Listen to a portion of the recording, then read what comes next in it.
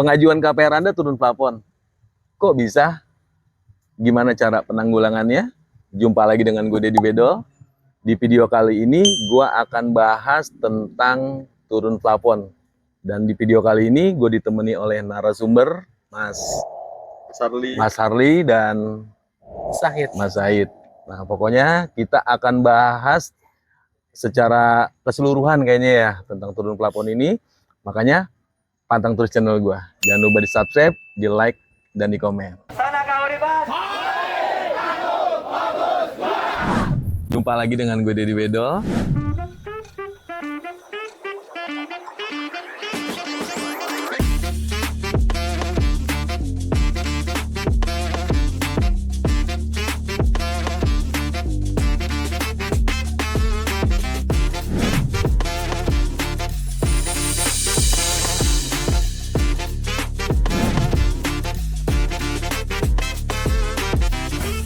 Di saat survei jangan lupa passwordnya bertemu dengan Deddy Bedol. Oke, Mas Harli dan Mas Said nih, gimana kabarnya? Alhamdulillah Sehat ya. Alhamdulillah hari ini lagi nggak sibuk kan? Aman. Alhamdulillah. Lagi aman ya, nggak ada sibuk. Makanya di hari ini, di sore hari ini, mumpung dua orang narasumber ini tidak sibuk, makanya kita ngobrol-ngobrol. Apalagi pembahasan ini penting banget buat teman-teman, karena banyak yang komen, banyak yang tanya ke gua, kok pengajuan saya nggak sesuai dengan yang di press list. Harusnya semua biaya itu di 1.500.000, ini kok saya harus bayar 30 juta. Bahkan ada yang 50 juta, bahkan ada yang 100 juta. Kok bisa? Nah, makanya di video kali ini kita akan bahas tuntas tentang itu. Nah, di sini gua akan tanya dulu ke Mas Harli mungkin ya. Boleh. Mas Harli, jadi apa sih yang dibilang turun plafon itu apa sih? Bukannya plafon yang genteng itu bukan? Itu kalau itu selling namanya. Oh, ceiling. Iya. Biasanya kan misalkan taruh tuh di plafon. Nah, plafon kan biasanya kan itu kan. Nah, bukan sebenarnya, bukan ya. Berarti apa tuh Mas Harli? Jadi keterangan dari turun plafon ini sebetulnya di mana pinjaman, contoh kayak misalkan harga rumah di kita itu tipe 36/66, harga rumahnya di 435 juta. Betul. Ternyata pada kenyataan di lapangan, khususnya pihak bank yang menentukan meng-ACC KPR tersebut hanya di 400 juta misalkan. 400 Otomatis juta. kan ada selisih yang tadinya 435 di ACC-nya jadi 400. Otomatis ada penurunan plafon sebesar 35 juta. Nah, untuk 35 jutanya itu larinya ke bank apa ke developer? Ke developer. Oh, ke developer. Karena mungkin developer jual rumah itu di harga 435. Cuma pinjamannya ataupun di ACC banknya cuma 400 juta. Limit plafonnya lah. Oh, mau nggak mau debitur harus bayar dong. Betul. Sisanya itu ke developer. Misalkan di ACC-nya 400 juta nih. Itu ada dampak kecicilan nggak sih? Ada. Yang pertama, suatu keuntungan bagi konsumen itu mengenai angsurannya jauh lebih ringan. Jauh lebih kecil. Jadi yang lain pokok hutangnya 435, misalkan di cicilannya 3 juta nih di 15 tahun nih. Betul. Karena nih pinjamannya ataupun hutangnya cuma 400 juta, berarti berdampaknya lebih kecil dong. Betul. Oh, gitu. Bisa jadi yang tadinya 3 juta bisa jadi 2.700.000 atau enggak 2.800.000.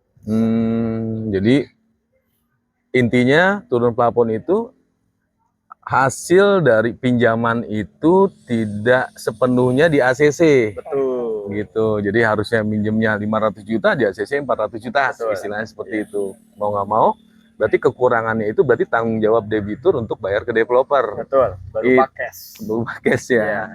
Dan itu kan misalkan ada orang yang nggak ada uangnya. Nah, itu bisa nggak sih atau gimana? Kalau misalkan dari pihak manajemen kami, apabila mengenai penurunan plafon ini kan harus dibayarkan secara cash pada pihak developer. Untuk syarat ketentuannya memang harusnya wajib di muka untuk pembayaran kekurangan tersebut. Tapi kalau misalkan memang kondisinya jadi pada sektor biasa nih. bangga Jadi pengen ketawa saya, maaf ya. Gak apa-apa. Jadi emang seru. Seru. Namanya juga di kebun. Ya kita jadi emang di kebun.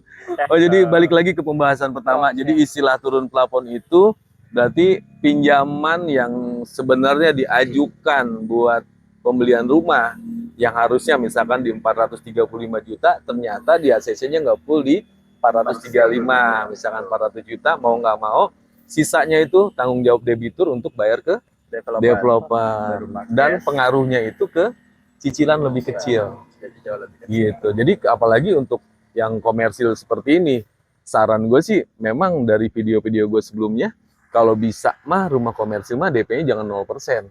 Ya, kalau bisa mah digedein seperti yang episode gue kemarin tuh. Misalkan harganya di 435, paling nggak DP-in tuh 100 juta atau 200 juta, ya kan? Jadi cicilannya bisa lebih kecil gitu. Jadi boleh sih 0% juga boleh, 10% juga boleh, ataupun 20% juga boleh ya, nggak masalah kalau tipe-tipe komersil gini lah ya. Nah itu untuk pembahasan pertama tentang apa turun plafon ya. Nah yang kedua, nah yang akan kita bahas tentang sebentar. Karena gue harus catat dulu. Jadi kalau bertemu narasumber kayak gini, jadi gue harus bikin pertanyaan-pertanyaan yang memang apa ya, bisa mewakili pertanyaan teman-teman di rumah gitu. Nah di sini yang kedua, penyebab turun plafon. Tuh, jadi ada misalkan turun plafon, misalkan teman-teman pengajuan turun plafon, pasti ada sebabnya tuh. Nggak mungkin ada sebabnya kan gitu ya. Jadi ada sebab ada akibat lah gitu ya. Nah sebabnya apa tuh kalau turun plafon, Mas Said nih? Penyebab turun plafon itu kita uraikan atau kita ringkas itu ada 3. Yang pertama itu adalah penghasilan. Penghasilan, oke. Ya. Yang kedua itu adalah usia pemohon. Usia pengaruh juga berarti. Pengaruh juga. Dan yang ketiga itu adalah tanggungan. Tanggungan itu anak apa hutang di luar? Seperti apa sih tanggungan itu? Tanggungan itu dibagi juga. Ada tanggungan keluarga dan juga tanggungan pinjaman pihak ketiga. Pinjaman pihak ketiga. Oke, berarti tadi yang pertama penghasilan. Nah, kita ke penghasilan dulu nih. Nah, untuk penghasilan ini misalkan apakah penghasilan itu tergantung dengan tipe rumah yang akan dia KPR-kan, ataukah tergantung dengan cicilan yang memang akan nanti berlaku? Misalkan tipe 36 itu kan cicilan di 3 jutaan nih. Nah untuk penghasilan ini sebenarnya seperti apa sih yang memang tepat agar nggak turun plafon? Sebenarnya seperti apa sih penghasilan tuh? Iya, untuk penghasilan itu untuk yang yang kita hitung yang paling enak itu adalah yang single, tidak punya hutang. Itu paling enak untuk kita menghitungnya. Berarti usia masih muda. Usia masih muda juga. Usia masih muda, terus belum punya anak. Terus untuk kerjanya mungkin udah karyawan tetap, kayak gitu ya. Itu lebih mudah biasanya. Biasanya di penghasilan berapa sih rata-rata? Rata-rata langsung misal, disebut nih. Iya, rata-rata penghasilannya dong. Iya kan? Kan karena penghasilan. Apakah nanti kita bahas?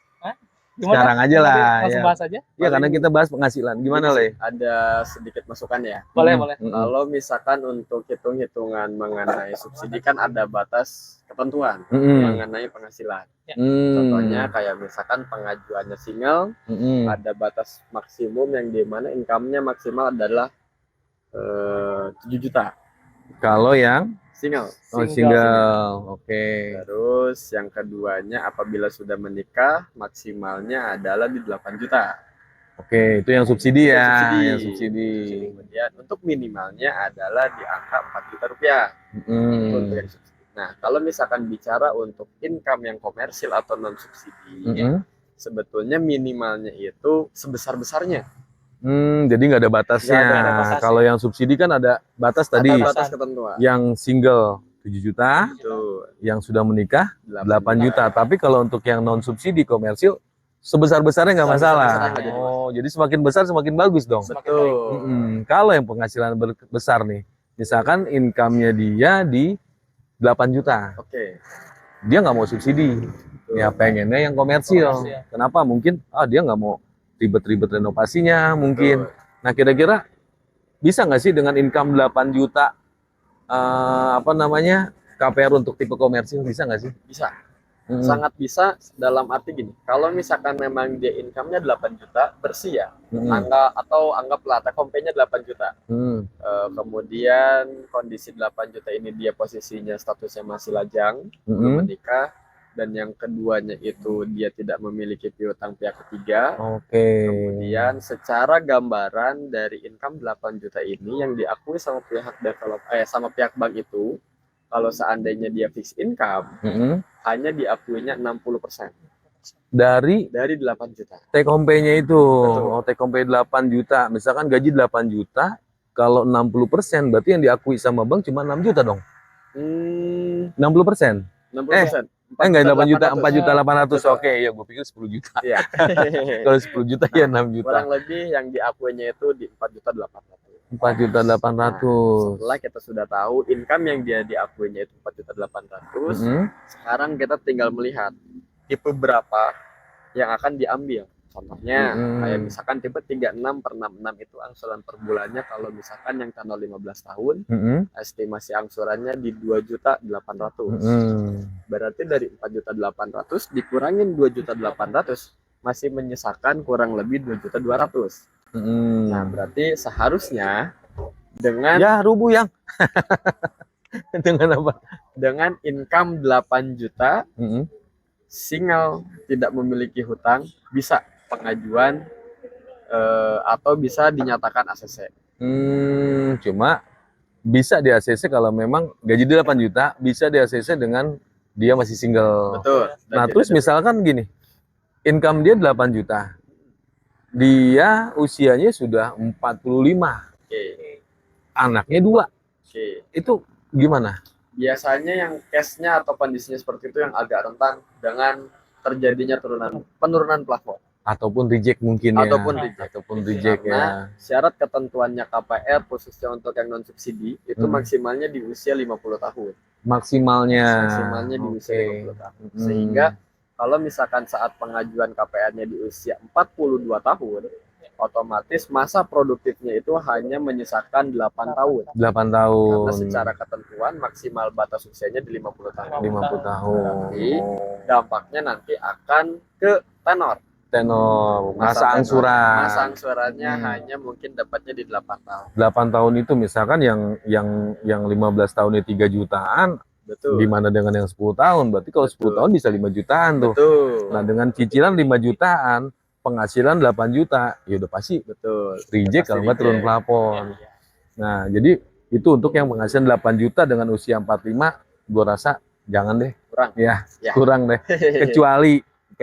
Kecuali kayaknya mah misalkan gini. Dia punya usaha tambahan. Wah, itu boleh. Boleh? Boleh. Oh, jadi misalkan istrinya, ini kan suaminya nih kerja nih. Betul.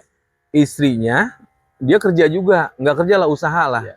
Dia punya toko atau apa, itu bisa digabungin? Itu bisa. Oh. Tapi apabila pengajuan wirausaha ini memang ada syarat ketentuan juga. Ada Yang syaratnya dimana juga. Minimal usaha itu harus berjalan adalah 5 tahun. Usahanya. Usahanya. Oke. Kalau misalkan usahanya belum berjalan selama 5 tahun, maka pihak Bank BTN belum bisa mengakui bahwa itu adalah penghasilan tambahan. Oh, berarti Karena emang syarat harus ketentuan, ada usianya juga betul, ya. Minimalnya itu di usia 5 5 tahun tahun sudah ke berjalan atas. usaha. Oke, untuk penghasilan kayaknya panjang, nanti kita bahas lagi nih. Oke. Ya.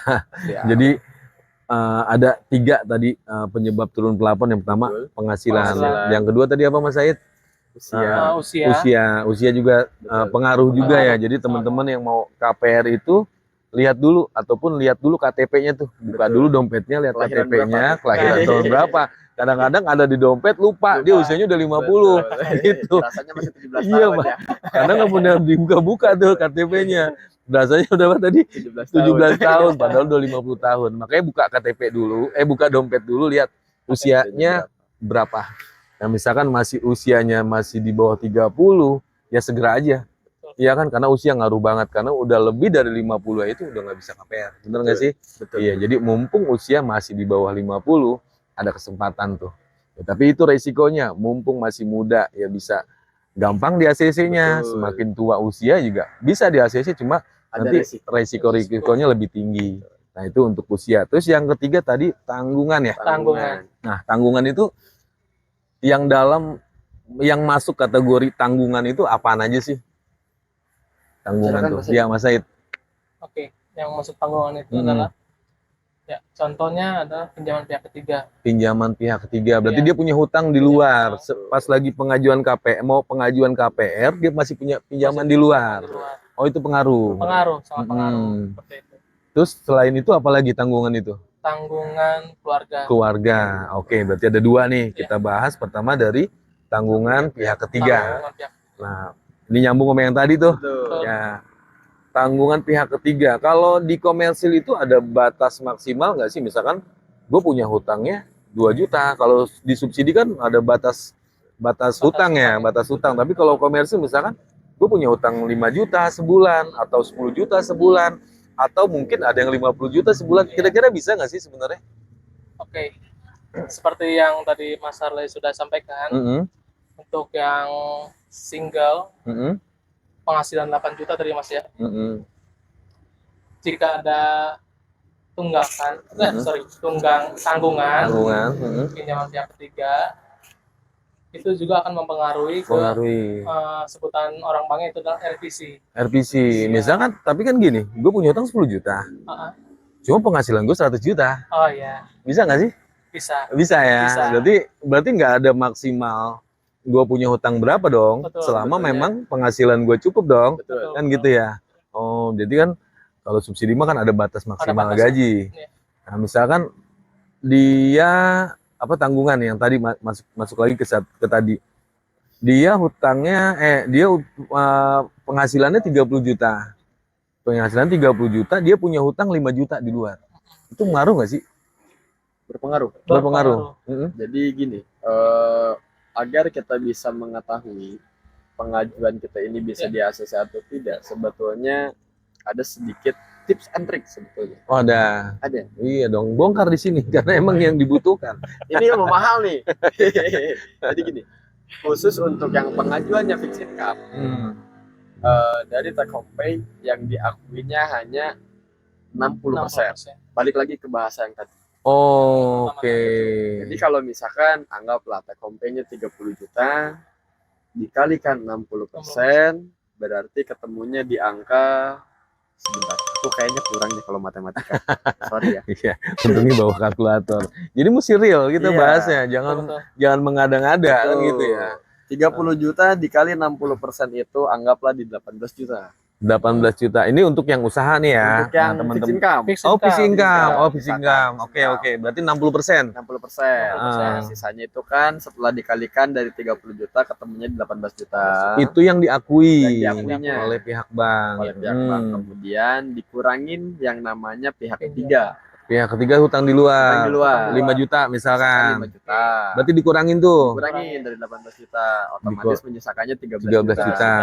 Nah, kalau misalkan dari sisanya 13 juta ini ternyata konsumen mau ngambil tipe yang terkecil, anggaplah angsurannya hanya 2 atau 3 juta misalkan. Dikurangin lagi dari 13 juta ini dikurangin sama angsuran rumahnya. Anggaplah tipe 36 per 66 itu angsurannya kan 3 juta. 3 juta.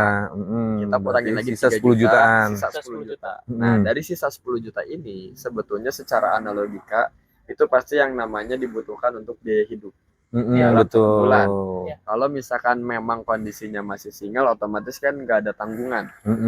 Anak mungkin kalaupun ada hanya sebatas ke orang tua. Nah, kalau misalkan memang masih banyak spare-nya, itu masih memungkinkan untuk bisa di ACC. Tapi kalau misalkan setelah kita sudah kasih rumusan tadi dan ternyata hasilnya minus, itu yang bisa mengakibatkan reject ataupun turun plafon.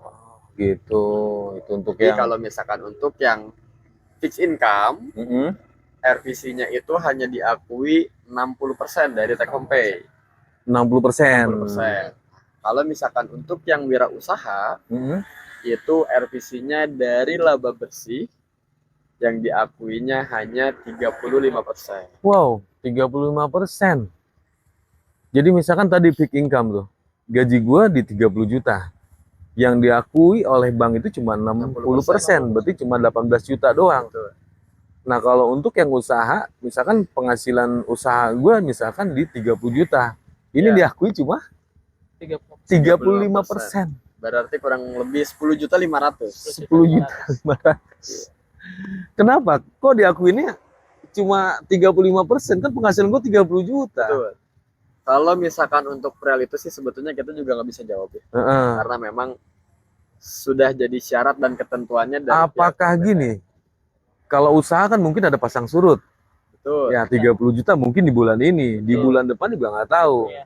Mungkin jaga amannya gue rasa pihak bank. Mungkin itu sih. Ya, Lebih jadi sana. mungkin bisa lebih dari 30, mungkin Betul. bisa juga kurang dari 30.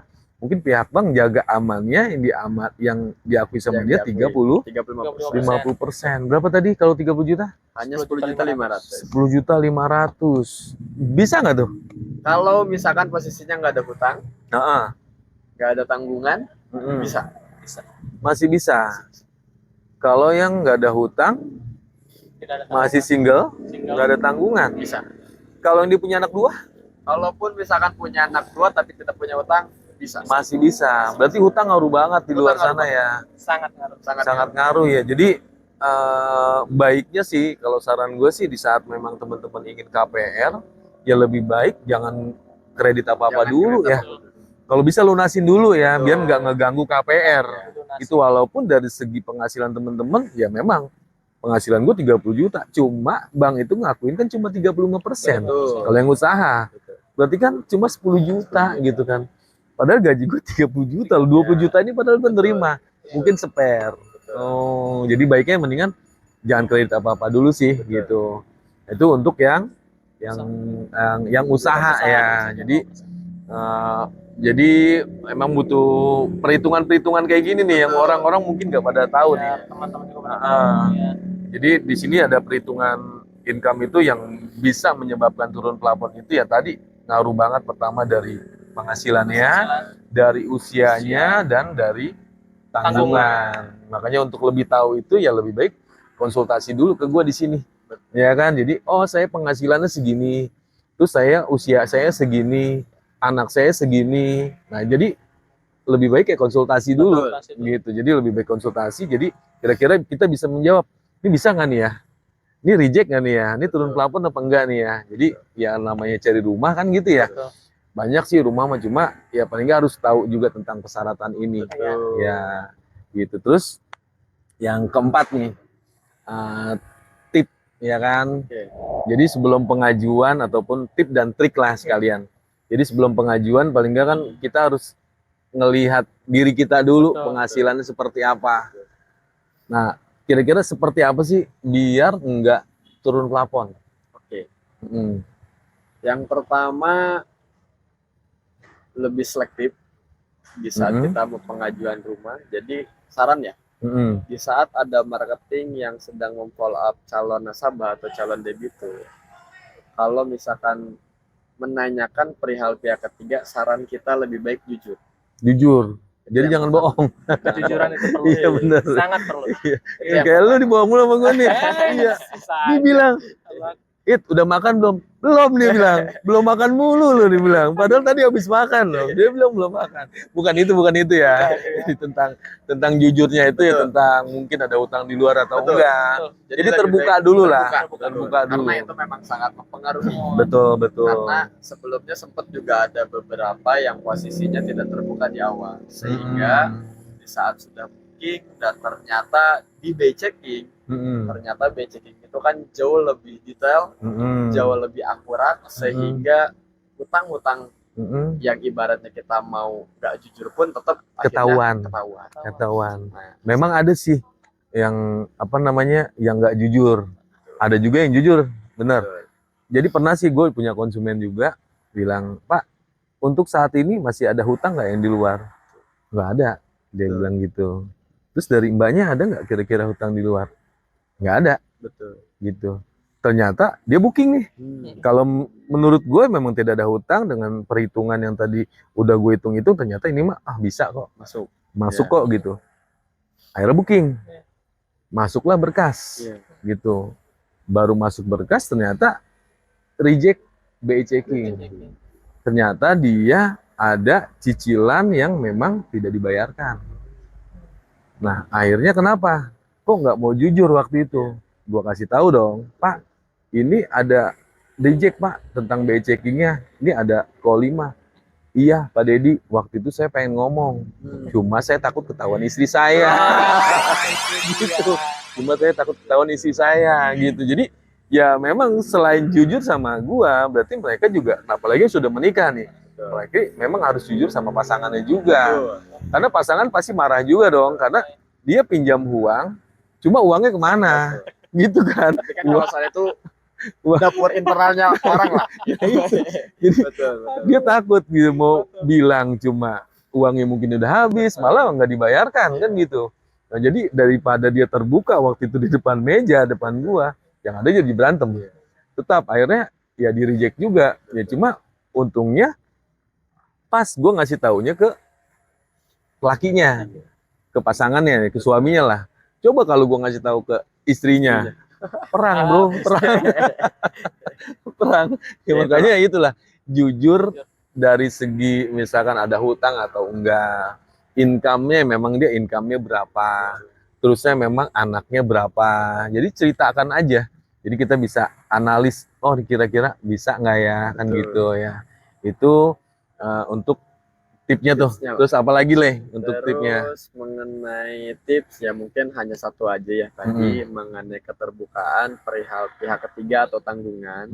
Tapi yang perlu digarisbawahi bahwa dengan kita menanyakan hal tersebut bukan tujuannya untuk mengorek-ngorek, Betul. bukan, Bukan tapi ya. lebih ke agar tahu sebelum konsumen ini booking secara potensi bisa di ACC-nya berapa persen. Betul. Itu yang pertama. Iya. Terus yang keduanya mengenai triknya adalah kalau misalkan memang pihak ketiga ini masih ada tanggungan atau anggaplah punya hutang di luar, saran saya di saat mau pengajuan rumah lebih baik dilunasi dulu Hutangnya. hutangnya. Hutangnya, betul. Kenapa harus dilunasi? Karena agar nanti bisa diakuinya itu apabila wirausaha 35% toh dan yang fixed income-nya adalah 60% toh. Jadi tidak dikurangi lagi untuk kewajiban ke pihak ketiganya. Dan kenapa keuntungannya harus ngambil di Pesona Kauripan? Yang pertama di Pesona Kauripan itu wajib menggunakan DP minimal 0%. Minimal ya. Minimalnya Minimal 0%. Jadi kalau misalkan memang ada konsumen-konsumen atau calon-calon debitur kami yang mau pengajuan rumah ternyata masih memiliki hutang pihak ketiga di luar, saran aku lebih baik yang tujuannya untuk bayar DP, lunasin hutangnya. lunasin aja untuk hutangnya. Opsinya jadi ke sana. Betul, Agar betul, biar betul. ACC-nya pun bisa full plafon. Yang keduanya pun juga meminimalisir yang namanya resiko reject. Dan yang ketiganya agar nanti proses KPR-nya berjalan dengan lancar. Iya, biar nggak ngeganggu sih sebenarnya. Iya, jadi daripada maksain juga, ya sayang juga kan gitu ya. Udah ngurusin berkas, udah booking, cuma hasilnya nggak memuaskan kan gitu ya. Ya baiknya sih lunasin, apalagi cicilannya 3 juta, cuma tinggal 2 bulan lagi. Ya kan? Di sini kan kita tanpa DP, ya mendingan lunasin aja dulu. Ya, cuma resikonya itu misalkan teman-teman mau tetap melakukan KPR, ya paling nggak lihat dulu income-nya cukup atau enggak. Kalau memang nggak cukup jangan paksain. Nah kira-kira untuk menghindari turun plafon berarti lunasi utang yang ada. Tapi kalau misalkan nanti kita lihat gini, biasa gue ke konsumen gue gini, kita lihat aja nanti hasilnya. Kalau dia memang nggak mau lunasin dulu nih ya, kita lihat nanti hasilnya apakah turun plafon apa enggak. Kalau memang tidak turun plafon berarti kan rezeki kan gitu. Tapi misalkan terjadi nanti turun plafon, kita lihat utang yang di pihak ketiga kalau dilunasin berapa, utang turun plafon yang di ACC sama banknya berapa. Misalkan turun plafonnya 50 juta, terus saya lunasin hutangnya cuma di 20 juta, ya lebih baik lunasin hutangnya.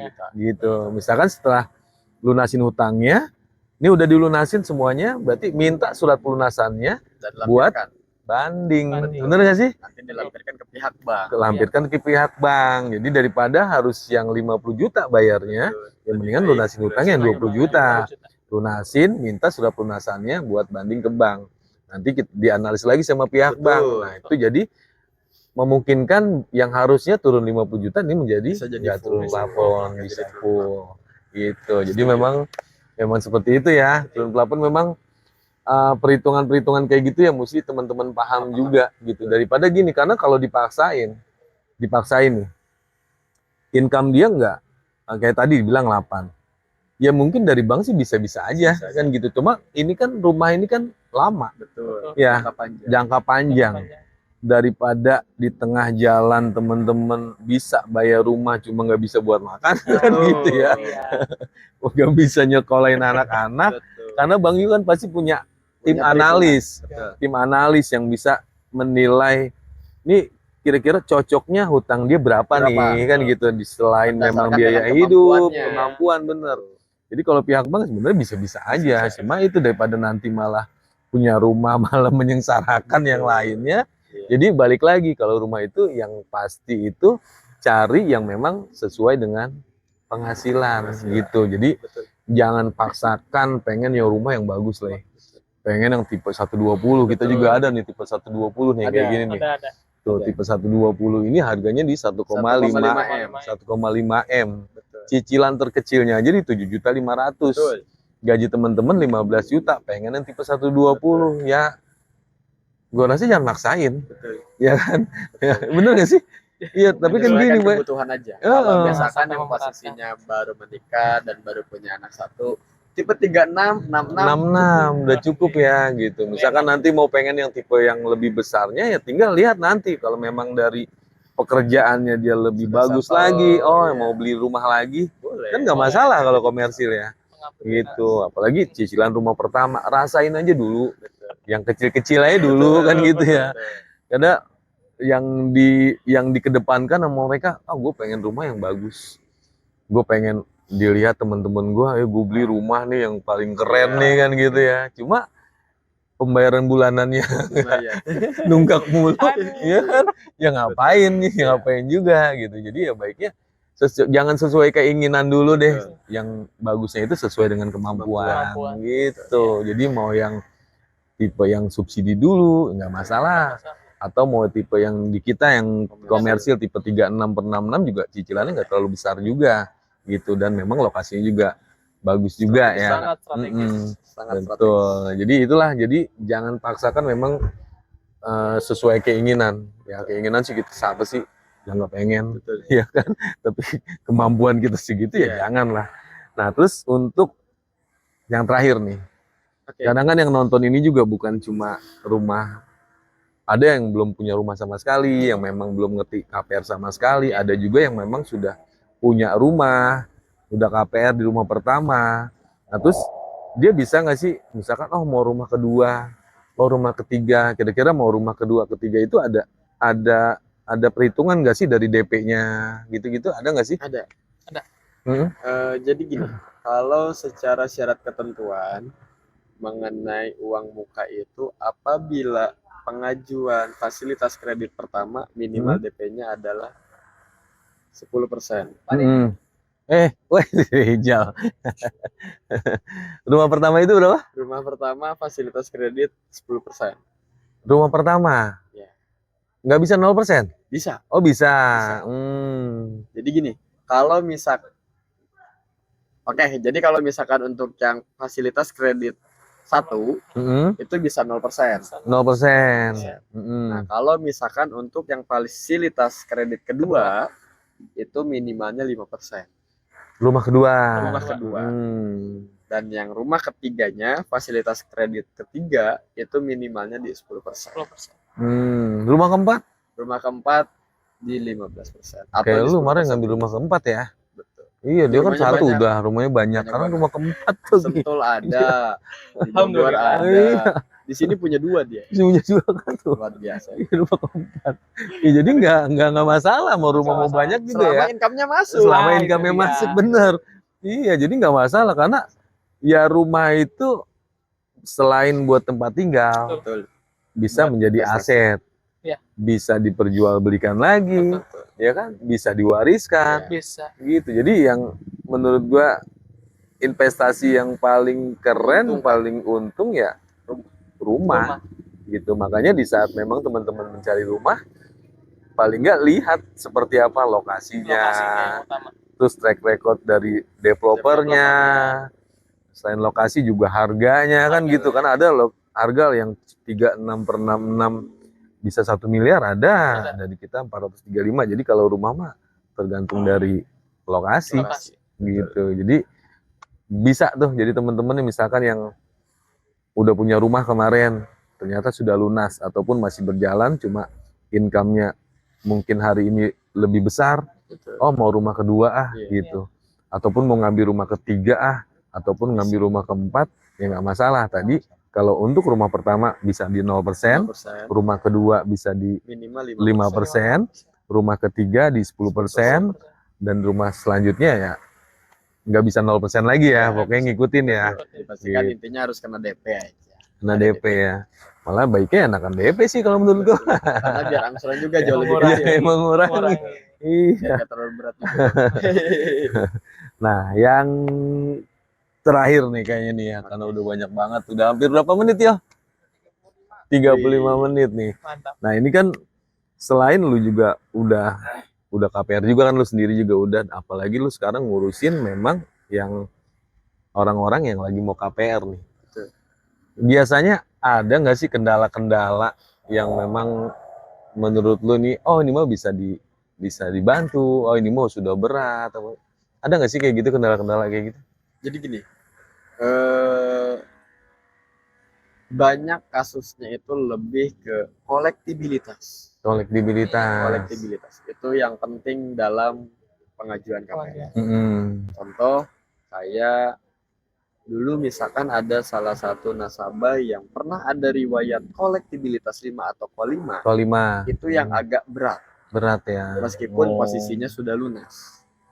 Karena kalaupun misalkan terindikasi atau ada riwayat Ko 5 ini, secara pengajuan KPR di bank manapun memang agak susah. Saya kali bisa bantu. Bantu Ko 5 apa? Kali Ko 5 bisa bantu. Saya aja Ko 5. Enggak, bohong, tidak. Ya, jadi kalau Ko 5 juga tetap nggak bisa bantu. Tidak bisa. Berat untuk berat ya. oleh bank. Berat ya. Tapi kalau misalkan yang baru keterlambatannya minimal, baru ada beberapa hari dan ternyata terindikasi Ko 2, buru-buru disaranin sih untuk langsung dilunasin. Nah, yang tadi Bang Deddy bilang, masukannya apa? Jadi agar pengajuan ini bisa lancar, bila mana yang memang ternyata punya riwayat Ko 2, itu lebih baik dilampirin aja bukti lunas. Berarti harus lunasin dulu aja ya, biar aman juga ya. Betul. Jadi biar nanti kami coba bantu ke pihak Bank BTN atau ke pihak bank yang memproses KPR-nya tersebut, agar untuk dibanding menggunakan bukti bayar atau bukti pelunasan. Bukti pelunasannya. Berarti yang berat itu cuma Ko 5 ya? Ko 5 nggak ada yang bisa bantu ya? Kali lu ada marketing atau pihak bank yang bisa bantu? Iya, nggak ada berarti ya? Hanya marketing sakti ya. Tapi misalkan gini, dia Ko 5, dia udah dilunasin di 2 tahun yang lalu, bisa nggak sih? Kalau misalkan memang sudah lebih dari 1 tahun, Ko 5-nya, itu sebetulnya bisa diproses, tapi secara keputusan itu masih 50-50. Jadi bisa kemungkinan di reject atau bisa kemungkinan di ACC. Tapi tetap bahan banding atau dasarnya itu menggunakan bukti lunas ya. Sehingga nanti Bank BTN sendiri yang akan mempertimbangkan dari bukti lunas tersebut. Apakah ini tipikalnya karakter atau bukan. Nah, kalau misalkan yang memang tipikalnya karakter, menunggak setiap bulan di saat punya hutang menunggak, punya hutang lagi menunggak, nah itu kan biasanya maksudnya karakter nih. Itu biasanya yang pihak bank itu menilainya akan, ya sudah, dengan angsuran-angsuran yang kecil pun dia nunggak, apalagi yang sekarang. Apalagi angsuran rumah, yang notabene-nya sudah lebih dari jutaan, lebih dari ratusan ribu lah ibaratnya. Iya benar. Jadi sebenarnya nggak menutup kemungkinan dia nggak bisa KPR, bisa, cuma butuh waktu kayaknya. Mesti sabar kan gitu ya. Dilihat dulu nih, mungkin di setahun yang lalu nih ada cacat dengan perbankannya dia, Ko 5 misalkan kredit macet, makanya diuji dulu nih setahun ke sini dia ada cicilan apa enggak, terus ada cicilan dia lancar apa enggak. Berarti masih bisa ada kemungkinan ya. Cuma memang prosesnya agak panjang lama, lah. Iya. agak panjang dibanding memang yang teman-teman memang BI checking bagus. Iya. Kayak gitu. Jadi kalau menurut gue sih BI checking itu tadi benar dibilang karakter. Jadi gini, kalau BI checking tuh gini. Misalkan lu mau pinjem duit ke gua nih, ya anggaplah lu mau pinjem ke bank nih, anggaplah banknya gua nih kan gitu. Di saat pinjem ke bank itu kan gua nggak kenal sama lu, Betul. ya kan? Jadi yang dilihat apa? Ya riwayat itu, Betul. riwayat Lebih ke itu, kepercayaan kalau lebih bayar kepercayaan. Iya. Makanya apapun sekarang jenis kredit, makanya cuma butuh KTP, Betul. ya kan? Butuh KTP, dilihat dia pernah ada cicilan apa enggak. Di saat memang cicilannya bagus, nggak ada kendala, oh berarti ini mah memang Masuk orang yang kriteria. masuk Iya. kriteria. Kriteria. Iya. Ya, jadi misal ada juga orang yang jatuh tempo tanggal 1. Padahal uangnya udah ada, cuma Tapi nggak nggak dulu. dibayarin. Nunggu ditelepon aja deh. Nah, Kan ada yang seperti itu kan? Itu karakter biasanya. Iya, kalau giliran udah ditelepon baru dibayarin. Ada juga orang yang memang jatuh tempo tanggal 1. Baru tanggal 26 aja kayaknya aduh Ya udah mau langsung nyiapin. langsung buru-buru dibayar tuh. Nah, baiknya mah yang seperti itu. Betul. Gitu. Jadi itu pinjaman yang mungkin agak kecil. Jadi di saat teman-teman mau pinjaman yang lebih besar, di saat memang yang kecilnya aja bagus, nggak menutup kemungkinan untuk dipinjemin lagi yang lebih besar. Gitu. Jadi sekarang mah butuh banget BI checking itu ya. Penting banget Sangat ya. penting. Iya, apalagi teman-teman yang memang belum pernah kredit apa-apa, lebih bagus lagi, Nah, ya kan? Lebih bagus lagi. bagus. Sama Toto. aku mau ngasih saran karena ternyata memang ada beberapa juga yang kena korban nih bang. Kena korban. Kena korban karena Peloid. dipinjam nama. Nah, Korban nih. Iya, iya. betul. Jadi dulu pernah ada beberapa konsumen Mhm. yang memang jadi salah satu sasaran korban dipinjam nama. Dipinjam nama. Entah Oh itu iya sama iya iya temennya, iya. entah itu sama keluarganya. Disaranin mulai sekarang untuk hal-hal yang seperti itu lebih baik jangan. Jangan ya, Karena bener-bener. kita nggak pernah tahu beberapa tahun ke depan ternyata kita juga sudah nantinya akan berkeluarga. Ya. Harapannya ingin punya rumah untuk ngambil KPR. Ternyata di saat kita minjemin nama yang berhubungannya dengan BI checking atau cicilan, ternyata yang dipinjemin namanya ini nggak Nggak tanggung bertanggung jawab. sehingga Waduh. impactnya adalah ke BI checking. BI checkingnya. Nah, nanti yang dirugikan adalah si yang Iya, mau memberikan. memberikan, niatnya bantu, ya kan? Niatnya bantu, ya kita kasih. Karena dengan nama kita BI checkingnya masih bagus, dengan pakai nama gua di ACC, kita Iya. niatnya bantu. Cuma kadang-kadang yang dibantu itu ya harusnya namanya udah dibantu. Betul. Karena ini kan ngaruh ke BI checking ya. Betul. Kalau dia bayar telat mulu, ngaruhnya ya yang dipinjemin itu. Nah, di saat memang lu yang mau pengajuan gara-gara itu, ya jadi kena kendala. Betul. Iya kan? Hati-hati ya. Dan misalkan call 5 yang pinjemin, oke yang pinjemin nama lu. Cuma itu buat orang lain, misalkan kredit motor buat orang lain. Tetap. Nah misalkan motor itu udah nggak tahu kemana. Nah tetap lu harus lunasin motor itu. Betul. Lu harus lunasin pinjaman itu. Betul. Karena bank nggak mau ngelihat itu yang pinjam itu bukan saya, teman Karena saya. by data. Bank nggak mau ngelihat, by data dia. Data siapa yang memang dipakai, ya dia. Betul. Jadi nggak ada alasan itu teman saya yang pakai, nggak ada alasan. Nggak Ya mau kan? menau. Nggak tahu menau pokoknya.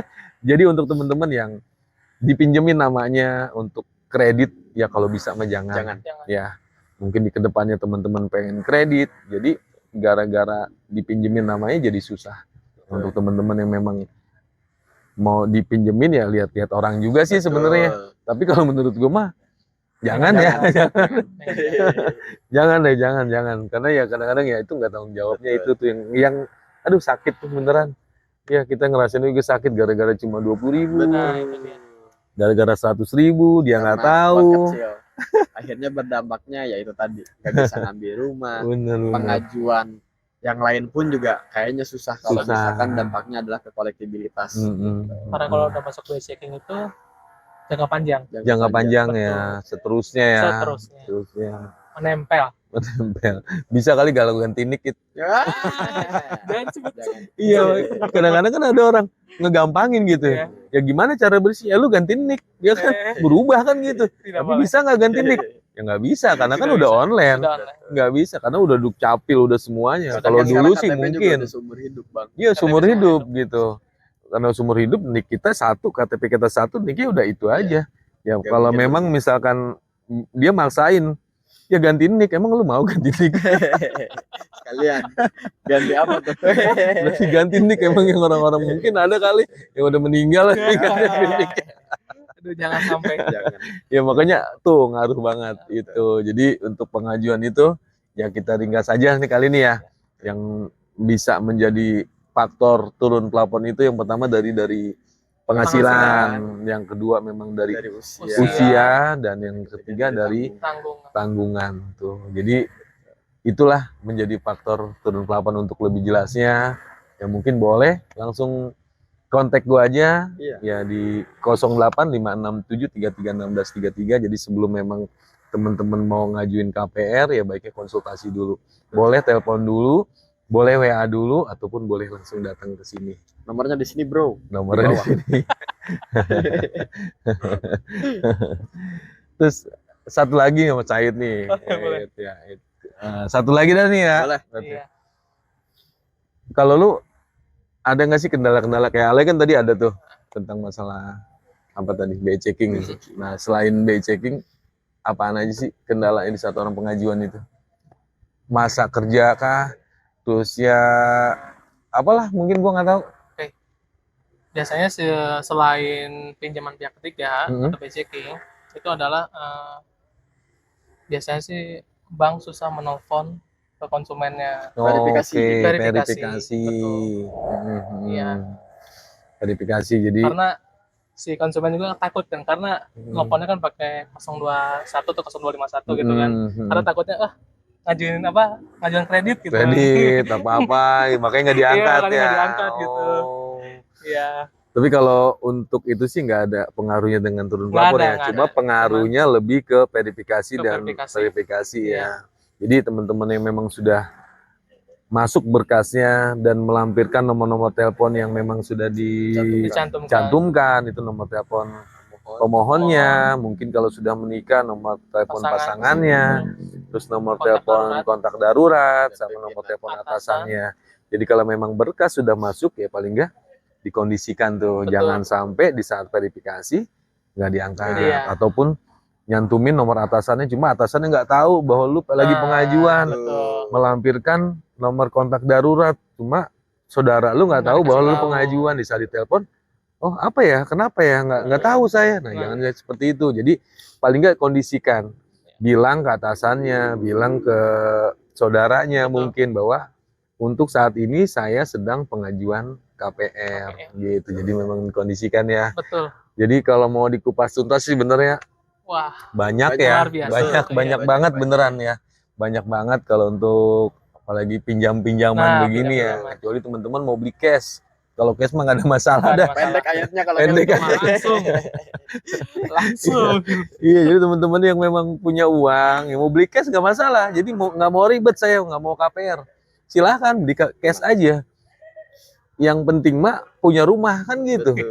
Ya daripada tinggal masih sama orang tua, ya masih tinggal sama mertua. Ya kita sayang sama orang tua, kita sayang sama mertua. Cuma mereka akan lebih sayang lagi kalau kita punya rumah sendiri, gitu kan. Kita sayang sama orang tua, gue pengen rumah orang tua aja, pengen nemenin orang tua. Cuma terus-terus nebeng, jadi teman-teman nggak berusaha untuk punya rumah sendiri. Ya, jadi sayang banget lah. Kan kalau generasi kita kan bukan generasi pewaris, bro. Betul. Generasi perintis kan gitu.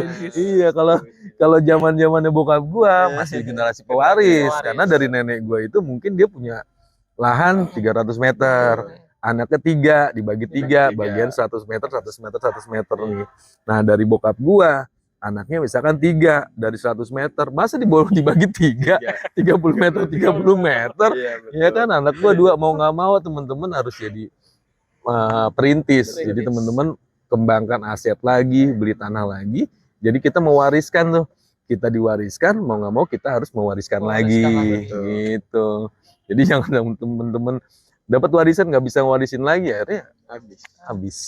Ya mau nggak mau rumah mah harus mau seperti apapun caranya, mau KPR, mau pembelian cash, atau ngeredit ke saudara, atau seperti apalah caranya, yang penting teman-teman harus punya rumah sendiri. Amin. Gitu. Ya mungkin ini aja kali ya bro ya. Siap. Siap. Nanti kita bahas lagi karena panjang banget kalau kita bahas semuanya, makanya satu-satu masalah-masalah teman-teman akan kita bahas selanjutnya, dan untuk saat ini baru kita bahas tentang turun plafonnya. Mungkin itu aja ya informasi yang bisa gue sampaikan, Mas Said sampaikan, Mas Harley sampaikan. Ya. Ya mudah-mudahan bermanfaat untuk teman-teman. Dan kalau teman-teman suka dengan video gue, jangan lupa di subscribe, jangan lupa dipencet juga loncengnya tuh. Jadi biar teman-teman nggak ketinggalan berita terbaru yang terupdate dari Dedi Bedol ataupun dari Pesona Keuripan. Mungkin itu aja. Salam dari gue Dedi Bedol, salam dari Harley. salam Saya dari Said. Said, salam dari dari Yo, salam dari Pesona Keuripan. Assalamualaikum warahmatullahi wabarakatuh. Waalaikumsalam.